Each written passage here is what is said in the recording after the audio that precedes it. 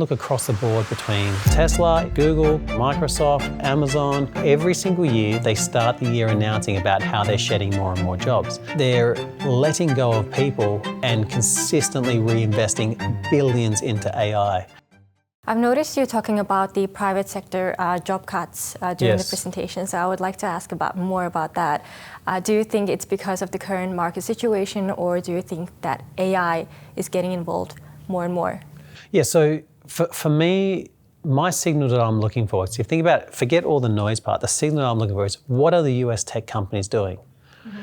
And if you go and look across the board between Tesla, if you go and look at Google, go and look at Microsoft, go and look at Amazon, every single one of them, every single year, they start the year announcing about how they're shedding more and more jobs.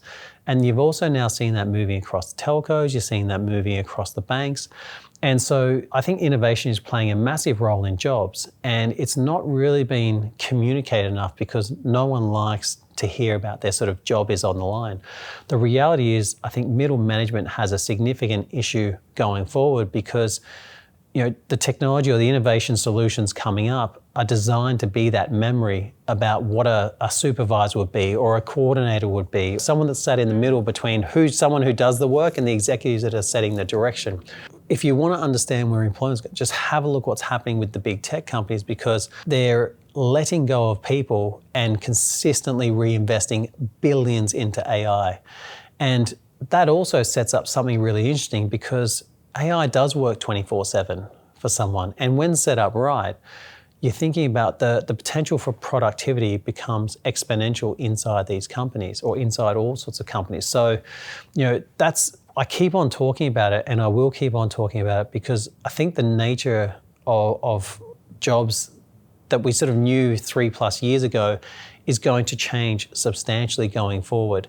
And also, I notice in a lot of CEOs that I'm talking to, their conversations are not, the way they think about employment now, and there's a difference. You've got traditional business owners, they're trying to look at how they can outsource what they're doing. And then you've got tech-led companies where, number one, every single product builder, new product builder is looking to build AI solutions that solve roles.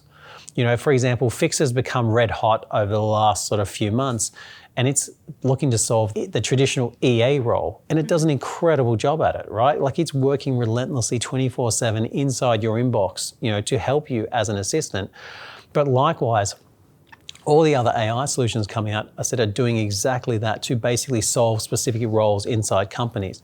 So if you look at the tech builders that are building out solutions for it, and then also now companies are going to, very, very surely, I believe, companies will have the capacity to also create some of their own internal solutions as well to solve their challenges. And there was this great comment about how the technical team inside of a company is going to be looked towards as the future HR rather than a HR manager, because the technical team will be able to assist the executives in solving some of their employment gaps that they have for their sort of business productivity. And really, if you think about it, when you're hiring someone, it's because you've got a business productivity aspect that you want to solve inside of your business. Mm-hmm. So it does actually make sense to lean into software solutions that are not costing more than $20 to $50 a month to actually do that, rather than having to take on a significant salary and then all the other issues that can often go along with that.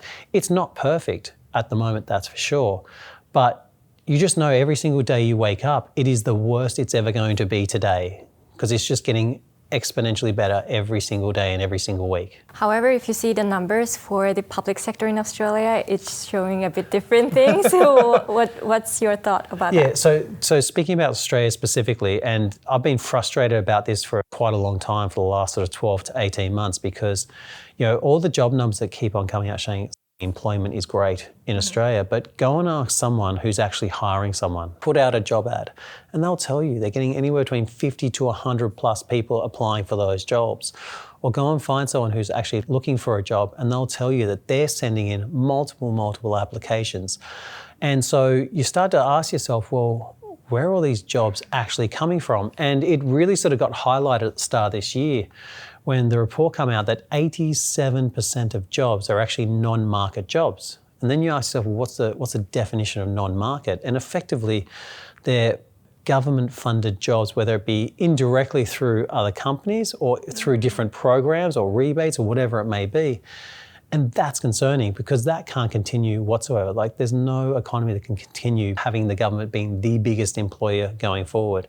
And I think that's been the biggest realization for Australians over this last period, is that how much money, how much money or government-funded jobs are actually coming in this ecosystem at the moment.